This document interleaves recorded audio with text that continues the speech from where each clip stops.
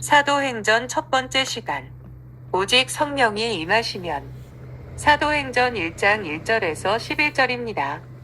데오빌로여, 내가 먼저 쓴 글에는 무릇 예수께서 행하시며 가르치시기를 시작하심부터 그가 택하신 사도들에게 성령으로 명하시고 승천하신 날까지의 일을 기록하였노라. 그가 고난 받으신 후에 또한 그들에게 확실한 많은 증거로 친히 살아 계심을 나타내사 40일 동안 그들에게 보이시며 하나님 나라의 일을 말씀하시니라. 사도와 함께 모이사 그들에게 분부하여 이르시되 예루살렘을 떠나지 말고 내게서 들은 바 아버지께서 약속하신 것을 기다리라. 요한은 물로 세례를 베풀었으나 너희는 몇 날이 못되어 성령으로 세례를 받으리라 하셨느니라. 그들이 모였을 때에 예수께 여쭈어 이르되 주께서 이스라엘 나라를 회복하심이 이때니까 하니, 이르시되 때와 시기는 아버지께서 자기의 권한에 두셨으니 너희가 알 바 아니요 오직 성령이 너희에게 임하시면 너희가 권능을 받고 예루살렘과 온 유대와 사마리아와 땅 끝까지 이르러 내 증인이 되리라 하시니라. 이 말씀을 마치시고 그들이 보는데 올려져 가시니 구름이 그를 가리어 보이지 않게 하더라. 올라가실 때 제자들이 자세히 하늘을 쳐다보고 있는데 흰 옷 입은 두 사람이 그들 곁에 서서 이르되 갈릴리 사람들아, 어찌하여 서서 하늘을 쳐다보느냐. 너희 가운데서 하늘로 올려지신 이 예수는 하늘로 가심을 본 그대로 오시리라 하였느니라. 우리나라의 봄이 되면 심한 황사로 고통을 받습니다. 얼마나 많은 미세 모래먼지가 바람을 타고 날아오는지 중국의 북경 부근에는 하루에 떨어지는 모래먼지만 해도 30만 톤이라고 합니다. 이렇게 많은 모래먼지가 날아오는 이유는 내몽고 지방에 비가 오지 않아서 사막화가 더 가속하기 때문이라고 합니다. 오랫동안 비가 오지 않아서 땅이 다 황폐한 곳에 다시 비가 옴으로써 쓸모없던 땅이 옥토로 변한다면 이 얼마나 큰 축복이고 기적이겠습니까? 우리나라에도 많은 사람들이 암으로 목숨을 잃습니다. 그런 분들에게 암을 쉽게 치료할 수 있는 약만 개발이 된다면 얼마나 좋겠습니까? 만일 암을 감기나 몸살처럼 약으로 쉽게 치료할 수만 있다면 수많은 사람들이 암이 주는 고통과 절망에서 벗어나서 건강한 삶을 살 수 있을 것입니다. 그러나 아직까지 암을 쉽게 치료할 수 있는 약은 개발이 되지 않고 있습니다. 여러 해 전에 줄기세포로 난치병을 치료할 수 있다는 기대로 많은 여성들이 난자를 기증하는 일들이 있었습니다. 그러나 그것은 결국 하나의 희망사항에 불과했고 아직은 그 기술이 개발되지 않은 것으로 판명이 되어서 많은 난치병 환자들이 다시 절망에 빠진 적이 있었습니다.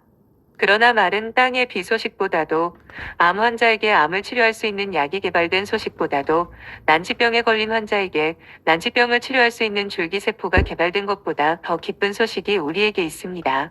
그것은 바로 우리 인간들을 죽이고 병들게 하고 멸망시키는 죄를 치료할 수 있는 성령이 오신 것입니다. 사도행전은 원래 누가가 데오빌로라는 사람에게 보낸 글입니다. 그러나 실제로 이 사도행전은 하나님께서 우리 모두에게 보내신 편지인 것입니다. 즉, 우리 인간들이 그렇게 오랫동안 절망할 수밖에 없었고 우리를 비참하게 만들었던 원인을 근본적으로 치료할 수 있는 성령이 우리에게 오셨고, 그 성령께서 우리 믿는 자들과 교회를 통해서 이렇게 놀라운 일을 행하고 있다는 것을 생생하게 보여주시는 하나님의 편지인 것입니다. 예를 들어서 아버지가 자식을 어려운 형편에서 돈을 들여 서울의 좋은 학교에 유학을 보냈습니다. 그런데 그 자식이 잠깐 다른데 한눈을 파는 바람에 공부를 등한히 하고 못된 아이들과 어울려 놀면서 방탕한 생활을 했습니다. 그러던 어느 날 아버지에게서 편지가 한 통 왔습니다. 아들은 그 편지를 읽으면서 울었습니다. 왜냐하면 아버지는 아들을 너무나도 사랑하고 계셨고, 그래서 그에 대한 큰 기대를 안고 그에게 필요한 더 많은 돈을 보내셨기 때문입니다. 마찬가지로 사도행전은 우리 믿는 자들과 교회로 하여금 하나님께서 우리를 얼마나 사랑하고 계시며, 그래서 우리에게 얼마나 많은 기대를 하고 계시고 지금도 얼마나 많은 능력을 주시고 계신지 보여주는 생생한 기록인 것입니다. 그래서 많은 분들이 말씀하시기를 우리 믿는 자나 교회가 사도행전으로 돌아가기만 하면 아무 문제될 것이 없다고 합니다. 사도행전에는 수은절에 처음으로 임하신 성령의 강림을 증거하고 있으며 또 핍박 가운데서 승리한 교회의 모습을 보여줍니다. 그리고 어떻게 복음이 언어와 인종이 다른 이방인들에게 증거되었으며 또한 전혀 기독교를 모르는 자들에게 어떻게 복음이 처음 변증되었는가를 생생하게 기록하고 있습니다. 사도행전 1장 1절, 2절입니다. 데오빌로여 내가 먼저 쓴 글에는 무릇 예수의 행하시며 가르치시기를 시작하신부터 그의 택하신 사도들에게 성령으로 명하시고 승천하신 날까지의 일을 기록하였노라. 누가는 두 권의 상당히 분량이 큰 책을 기록하였는데 하나는 누가복음이고 다른 하나가 바로 이 사도행전입니다. 그런데 이 두 권의 책 모두 데오빌로라고 하는 사람에게 보내는 형식으로 기록되었습니다.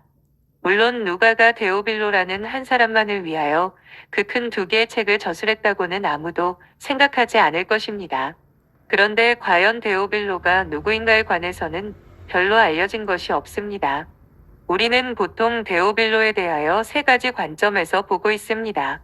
첫째, 데오빌로가 헬라권에서 개종하여 예수를 믿은 사람이라는 것입니다. 왜냐하면 아직 이때까지만 해도 헬라인들을 위한 복음서가 만들어지지 않았기 때문에 신앙에 도움을 주기 위해서 누가가 누가복음을 저술했다고 보는 것입니다. 그렇다면 데오빌로는 헬라인으로서 개종한 대표적인 인물이 되는 것입니다.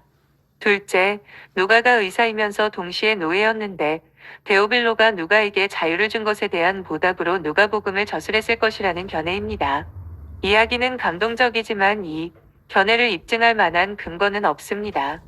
셋째, 이 당시에는 공적인 책을 출판하려고 하면 총독부의 승인을 받아야 하는데 누가가 출판을 위해서 이 사도행전은 전혀 불건전한 사교나 비도덕적인 글이 아니고 하나님이 성령을 통하여 기록하게 한 글로서 전혀 로마 사회에 해가 되지 않는다는 승인을 데오빌로에게서 받은 글이 아닌가라는 주장입니다. 옛날에는 저자가 어떤 중요한 책을 저술했을 때 출판하기 전에 먼저 그 나라의 왕이나 총독에게 증정을 해서 허락을 받은 후에 공적으로 출판을 하는 일들이 많았습니다. 이렇게 왕이나 총독의 이름으로 증정된 책은 이미 내용이 건전하고 도덕적으로 문제가 없기 때문에 누구든지 마음대로 읽을 수 있는 양서라는 의미가 내포된 것입니다. 아무튼 누가는 누가복음이나 사도행전을 로마 사회 안에 있는 모든 사람들이 읽을 수 있도록 공적으로 인준을 받고 출판했던 것 같습니다. 이 당시 예수님의 제자들 중에는 이런 식으로 행정적인 것에 유능한 사람들이 별로 없었기 때문에 복음을 전해도 주로 자신들이 잘 아는 사람들이나 자신들과 같은 출신 사람들 중심으로 소극적으로 복음을 전하는 데 비했어. 누가는 이미 그리스 사회나 로마 사회의 성격을 잘 이해하고 있었고 기왕 복음을 전하려고 하면 아예 복음을 객관화해서 전혀 모르는 제3자들도 이 복음서나 사도행전만 읽고도 기독교는 이런 것이구나 하고 깨달을 수 있도록 하자는 생각을 한 것 같습니다. 로마는 다신교 사회였습니다. 그래서 다른 민족의 종교에 대하여 배타적이지는 않았습니다. 그렇다고 해서 하나님만이 유일한 신이라고 생각하지도 않았습니다. 그러나 유대교는 유일신교이고 배타적인 종교였습니다. 그래서 어떤 의미에서 지나치게 유대적인 성향을 가진 사람들은 타종교를 가진 사람들과 대화조차 하지 않으려고 하기 쉽습니다. 이때 누가는 오히려 로마 사회의 다신교적인 특징을 이용해서 기독교는 객관적으로 보아도 아주 떳떳한 종교이며 로마 사회의 어느 누구에게도 해가 되지 않는 건전한 종교라는 것을 처음부터 당당하게 드러내고자 하는 의도로 데오빌로라는 공직자의 승인을 받은 것이 아닌가 하는 생각이 듭니다. 다시 말해 데오빌로는 헬라권에서 개종한 크리스천으로서 자기 자신도 헬라 출신 기독교의 한 사람인데다가 또 공직자로서 복음의 공적인 성격을 확인해 줄 수 있는 위치에 있지 않았나 생각됩니다. 사도행전에서 누가는 예수님께서 부활하신 후 40일 동안 이 세상에 더 계신 것에서부터 이야기를 시작하고 있습니다. 3절입니다. 해 받으신 후에 또한 저희에게 확실한 많은 증거로 친히 사심을 나타내사 40일 동안 저희에게 보이시며 하나님 나라의 일을 말씀하시니라. 우리가 알아야 할 것은 예수님은 십자가 위에서 죽으시고 부활하심으로 신분상이나 신체적인 엄청난 변화를 겪으셨다는 사실입니다. 예수님은 부활하신 후에 하나님의 보좌 우편으로 올라가셨습니다. 부활하신 후에 예수님의 주소는 이 세상이 아니고 하나님의 보좌 앞이셨습니다. 그리고 예수님의 신분은 단순히 갈릴리의 무명의 선지자가 아니고 온 우주의 왕의 신분이셨습니다. 또한 예수님의 신체는 예전에 제자들과 함께 사시던 그 몸이 아니고 부활하신 몸이었습니다. 즉 공간과 시간의 제약을 받지 않으시고 주무시거나 잡수실 필요도 없으신 영광의 몸이셨습니다. 비유를 들자면 예수님이 옛날에는 운동권 사람이었다면 이제는 대통령이 되셔서 청와대에서 대통령의 직무를 시작하신 것과 같습니다. 그런데 예수님은 부활하신 후에도 40일 동안 제자들에게 집중을 하셨습니다. 즉, 계속 제자들에게 찾아오셨고, 제자들과 함께 시간을 보내셨으며, 제자들에게 말씀을 전해주셨습니다. 예수님이 그렇게 하신 이유가 어디에 있을까요? 바로 이 사람들이 예수님과 함께 온 세상을 다스릴 사람들이기 때문입니다. 예수님의 통치의 가장 중요한 부분이 바로 우리 믿는 자들과 교회의 성령을 부으셔서 하나님의 구원을 이루어가는 것이기 때문입니다. 표면적으로는 여전히 온 세상은 로마 황제가 다스리고 있고, 또 로마의 총독이나 여러 민족의 왕들이 다스리고 있기에 눈에 보이는 세계는 그들의 손에 의해서 좌지우지되는 것 같습니다. 그러나 그 사람들이 하는 것은 세상을 그저 현상 유지하는 정도에 불과하고 진정으로 가치 있는 일들은 바로 예수님을 따르는 이 제자들에 의하여 이루어질 것이기 때문입니다. 바로 이 점이 오늘 우리들도 자주 놓치고 잊어버리는 부분입니다. 오늘 우리가 보는 이 세상은 권력을 가진 자들이나 세상에서 학식과 돈을 가진 자들이 결정하고 유지해 가는 것 같습니다. 그러나 그것은 어디까지나 외형만 그렇게 보일 뿐이고, 진정으로 중요한 것은 우리 믿는 자들이 말씀과 성령으로 일으키는 그 일들인 것입니다. 그러므로 죽음에서 부활하신 예수님께서는 자신에게 주어진 40일 동안 이 세상의 왕들이나 지도자들 중 어느 누구도 만나지 아니하시고 제자들만 상대로 하여 그들에게 믿음을 주신 것입니다. 예수님께서 40일 동안 제자들에게 주신 믿음은 크게 두 가지라고 말씀하고 있습니다. 하나는 예수님의 부활입니다.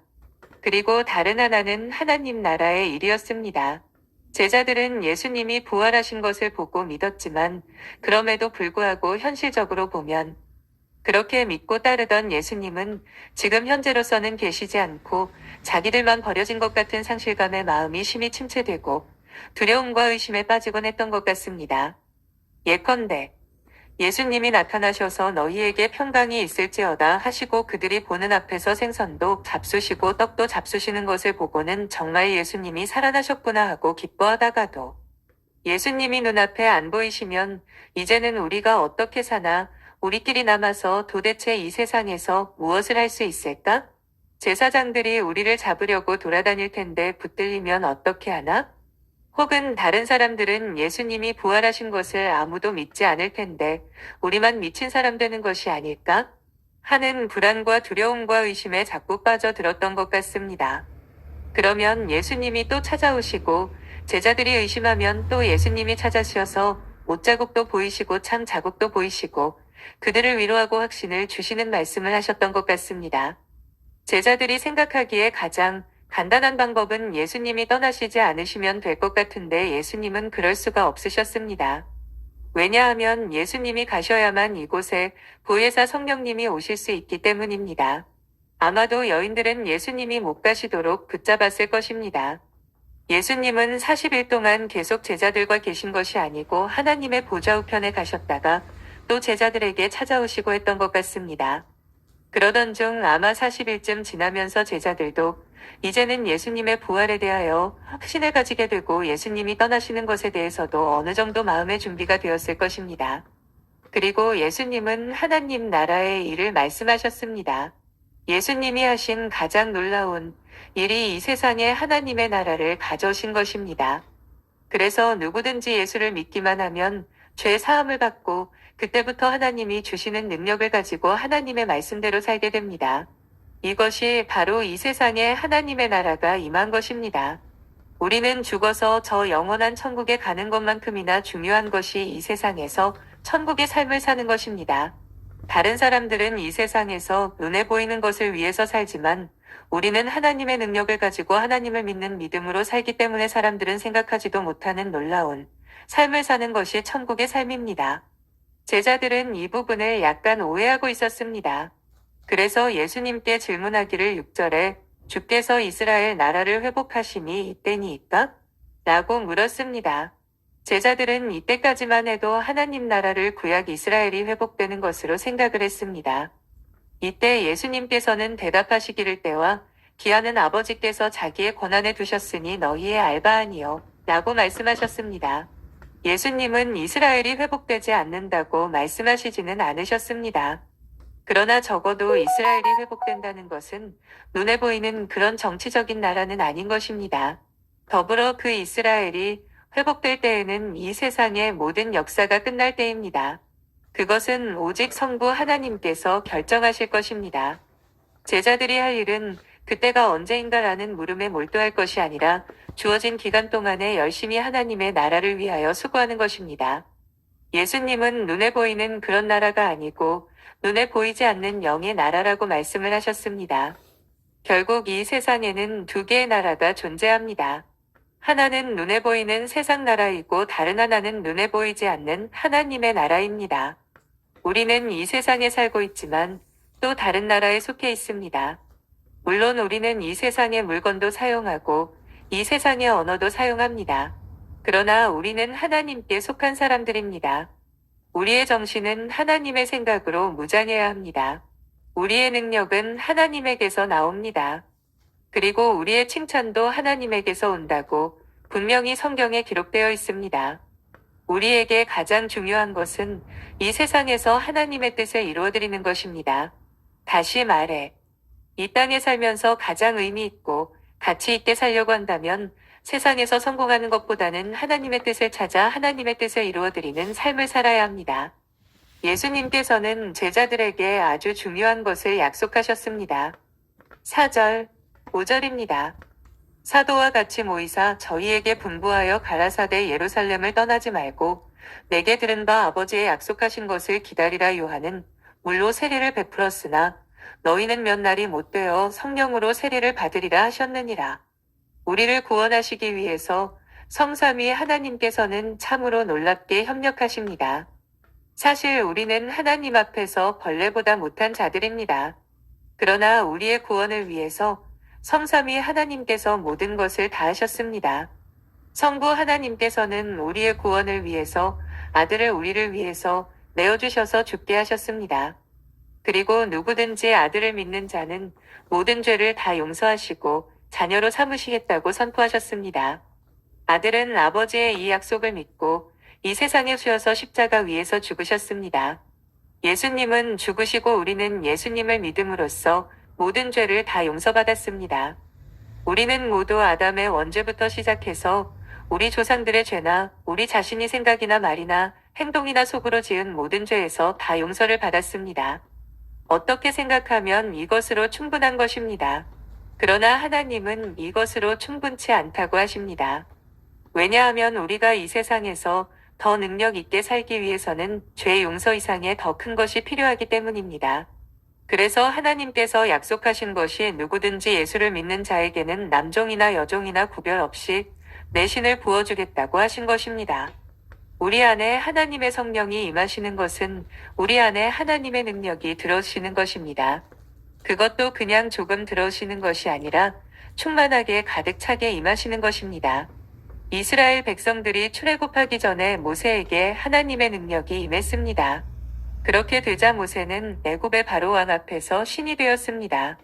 모세에게는 도저히 사람으로는 상상할 수 없는 기적과 능력이 한정없이 분출되었던 것입니다. 하나님께서는 우리가 우리의 죄를 다 용서받은 것만 해도 놀라운 일인데 우리 안에 하나님의 능력을 한정없이 부어주시겠다는 약속을 해주셨습니다. 예수님은 요한은 물로 세례를 베풀었으나 너희는 몇 날이 못되어 성령으로 세례를 받으리라고 하셨습니다. 세례 요한은 죄를 자복하고 나아오는 자들을 모두 요단 강물에 잠기게 했습니다. 사람이 물속에 들어가면 어떻게 됩니까? 완전히 물속에 잠겨서 자기 마음대로 움직이지도 못하고 완전히 물속에 있게 됩니다. 그러나 이 물 세례는 죄 고백을 인정하는 것이지 사람을 완전히 바꾸지는 못했습니다. 그러나 잠시 후에 그들에게 성령이 임하시면 이제 그들이 성령 안에 완전히 빠지게 되는 것입니다. 그들의 몸 구석구석과 모든 생각과 그들의 삶 전체에 하나님의 능력이 가득 차게 되는 것입니다. 그래서 이제는 내 의지나 내 욕심이 나를 끌고 가는 것이 아니라 하나님의 능력이 나를 주장하게 됩니다. 여기서 성령으로 세례를 받는다는 것은 성령이 조금 임하시는 것이 아니라 한없이 부어져서 넘치도록 충만한 것을 말합니다. 우리 안을 성령의 능력으로 가득 채우게 되는 것입니다. 만일 우리가 물을 너무 많이 마셨어 우리 속에 꽉 차 있는데 배를 누르면 물이 위로 다시 나오게 될 것입니다. 마찬가지로 우리 안에 성령이 가득 차게 되면 우리의 모든 말이나 행동을 통해서 하나님의 성령의 능력이 나타나게 됩니다. 우리가 알아야 할 것은 구약시대에는 모든 사람들에게 이렇게 성령이 강하게, 보편적으로, 지속적으로, 그리고 구체적으로 계신 적이 없었습니다. 그래서 신약시대에 예수를 믿는 자들에게만 임하는 성령을 보혜사 성령이라고 부르는 것입니다. 우리에게 보혜사 성령이 임하시는 것은 우리에게 임하는 기적 중에서 최고의 기적입니다. 이것은 사막화된 마른 땅에 단비가 오는 것보다, 암 환자에게 치료약이 개발된 것보다, 또한 난치병 환자에게 줄기세포 치료가 개발된 것과 비교할 수 없는 축복입니다. 왜냐하면 성령 하나님은 우리의 죽은 영혼을 살리시고 우리 안에 있는 상한 감정을 치료하시고 하나님의 말씀의 깊은 지식까지 통달하게 하시기 때문입니다. 우리 인간에게 가장 아름답고 축복된 상태가 바로 성령으로 충만한 상태입니다. 그래서 사도 바울은 우리에게 성령의 충만을 받으라 명령을 했던 것입니다. 우리는 성령으로 충만하고 싶으면 충만하고 성령으로 충만하기 싫으면 안 해도 되는 것이 아닙니다. 우리는 언제나 성령 충만해야 합니다. 그래야만 우리는 정상적인 하나님의 능력으로 모든 것을 행할 수 있습니다. 성령 하나님은 우리의 모든 약한 것을 도우시기 위해서 오셨습니다. 마치 중증 장애인들에게 부모님이나 돕는 분이 24시간 지키시며 돌봐주시는 것처럼 우리는 하나님 앞에서 중증 장애인들과 같습니다. 성령님은 24시간 우리 안에서 우리와 항상 함께 하시면서 우리를 지켜주시고 도와주십니다. 예수님은 성령을 받는 것이 얼마나 중요한지 말씀해 주셨습니다. 8절입니다. 오직 성령이 너희에게 임하시면 너희가 권능을 받고 예루살렘과 온 유대와 사마리아와 땅끝까지 이르러 내 증인이 되리라 하시니라. 여기서 예수님은 제자들이 하나님의 나라를 위해서 많은 일을 계획하고 많은 수고를 해야 한다고 말씀하시지 않으셨습니다.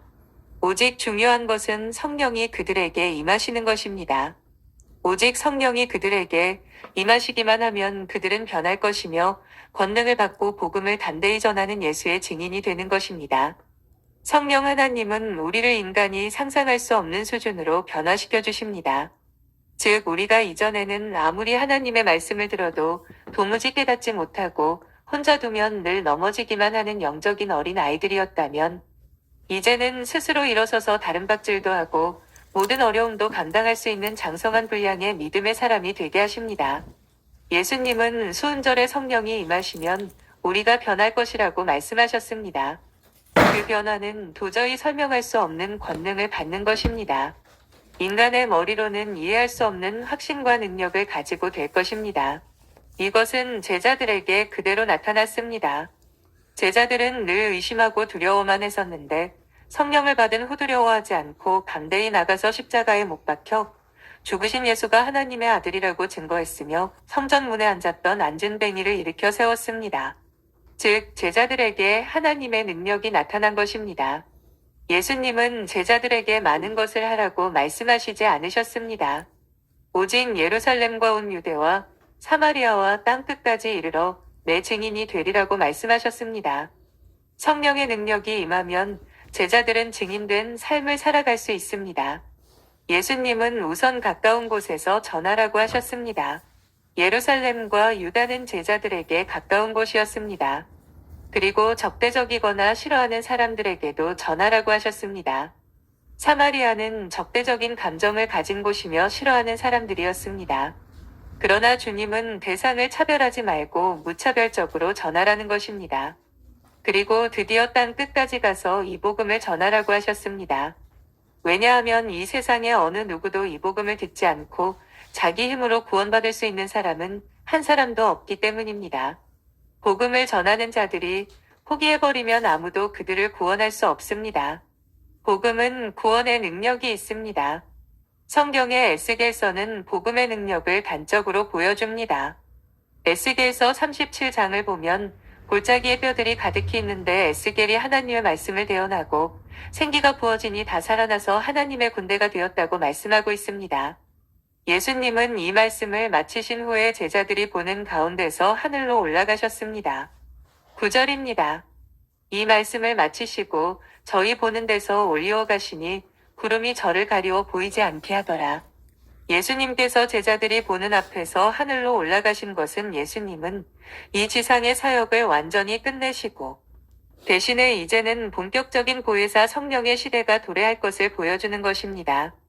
그리고 예수님은 다시 재림하실 때까지는 이 세상에 다시 나타나시지 않으실 것입니다. 만약 예수님이 다시 나타나신다면 그때는 마지막 심판 때가 될 것입니다. 제자들은 더 이상 예수님을 육신으로 만나려고 해서는 안 됩니다. 이제부터는 도마와 같이 예수님의 못 박히신 손을 봐야 믿겠다고 해서도 안 됩니다. 모든 것을 말씀과 성령의 도우심에 의지해 살아가야 합니다. 예수님께서는 제자들에게 미리 말씀하시기를 내가 가지 않으면 보혜사 성령이 오시지 않으실 것이라고 말씀하셨습니다. 성령의 시대가 얼마나 중요한지 가르치기 위해서 예수님은 자신이 사명을 마치고 가는 것을 제자들로 하여금 직접 눈으로 보게 하셨습니다.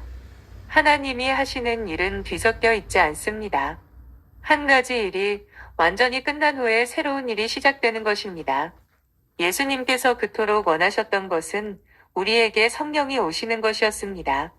제자들이 예수님이 올라가시는 것을 정신없이 바라보고 서 있는데 그들의 정신을 깨우는 소리가 들렸습니다. 10절, 11절입니다. 올라가실 때의 제자들이 자세히 하늘을 쳐다보고 있는데 흰옷 입은 두 사람이 저희 곁에 서서 가로되 갈릴리 사람들아 어찌하여 서서 하늘을 쳐다보느냐? 너희 가운데서 하늘로 올리우신 이 예수는 하늘로 가슴을 본 그대로 오시리라 하였느니라.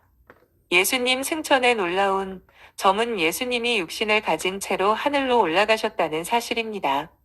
그래서 지금도 예수님은 하나님 앞에서 육체를 가진 채로 계십니다. 이것은 우리와 영원히 하나가 되시며 우리를 그곳으로 인도하실 표시가 되는 것입니다. 예수님은 제자들에게 내 아버지 집에 거할 곳이 많도다 그렇지 않으면 너희에게 일렀으리라 내가 너희를 위하여 처소를 예비하러 가노니 가서 너희를 위하여 처소를 예비하면 내가 다시 와서 너희를 내게로 영접하여 나 있는 곳에 너희도 있게 하리라 고 말씀하셨습니다. 우리는 예수님이 하나님 앞에서 무엇을 예비하시는지는 잘 알지 못합니다. 그러나 분명한 것은 그가 거기서 그냥 계시지 않으시고 우리에게 계속 성령을 부으셔서 우리로 능력 있게 하시며 거기서 하나님 나라 전체를 지휘하고 계신다는 사실입니다. 더욱이 주님은 올라가실 때에 그의 육신의 모습 그대로 다시 이 세상에 오실 것입니다. 제자들은 오로지 예수님만 쳐다보고 있는데 흰 옷을 입은 두 천사가 갈릴리 사람들아 라고 하면서 그들을 불렀습니다. 제자들이 잊고 있었던 것은 그들이 갈릴리 사람이었다는 것입니다. 아무리 놀라운 체험을 했고 아무리 놀라운 약속을 받았다 하더라도 다른 사람들이 보기에 그들은 갈릴리 사람들이었던 것입니다. 그들은 이제 갈릴리 사람으로서 완전히 인생 밑바닥에서 새로 시작해야 했던 것입니다. 그러나 그들은 보통 갈릴리 사람들이 아니었습니다. 그들에게는 하나님의 능력이 있는 갈릴리 사람들이었습니다. 우리는 자주 객관적인 자신의 모습을 잊을 때가 있습니다. 우리가 아무리 날고 기고 똑똑하다고 생각해도 다른 사람들이 보기에는 여전히 별볼이 없는 촌놈일 때가 많습니다. 그러나 우리는 그 소리를 듣기 싫어해서는 안 됩니다. 우리는 거기서부터 시작해야 하는 것입니다. 두 천사는 왜 하늘만 쳐다보느냐고 했습니다. 지금 너희들이 할 일이 얼마나 많은데 멍청하게 넋을 놓고 하늘로 가신 예수님만 바라보고 있으면 어떻게 하느냐 하는 것입니다. 예수님은 하늘로 올라가신 모습 그대로 오실 것이라고 했습니다. 몰래 오시지도 않고 눈에 보이지 않는 모습으로 오시지도 않습니다. 올라가신 그대로 다시 오실 것입니다. 그리고 예수님이 올라가시고 다시 오시는 그 기간이 바로 성령의 시대이고 교회의 시대이며 복음의 시대인 것입니다. 하나님께서는 이 세상을 구원하는 모든 일들을 우리에게 다 맡기셨습니다. 우리는 주님이 다시 오실 그날까지 믿지 않는 자들을 구원하는 일에 힘쓰며 마귀와 죄의 유혹을 물리치고 예수님의 통치를 이루어가는 일에 열심을 다해야 합니다. 예수님께서는 우리가 충성된 종이 되어서 5달란트나 2달란트 받은 종들처럼 주님을 위해서 최선을 다해서 수고하기를 원하십니다. 우리가 믿음으로 나가면 그만큼 능력과 축복을 받게 될 것이고, 주저앉아서 원망하고 불평만 하고 있으면 가지고 있는 능력마저도 다 빼앗기게 될 것입니다. 오늘 우리는 무엇을 바라보고 있습니까?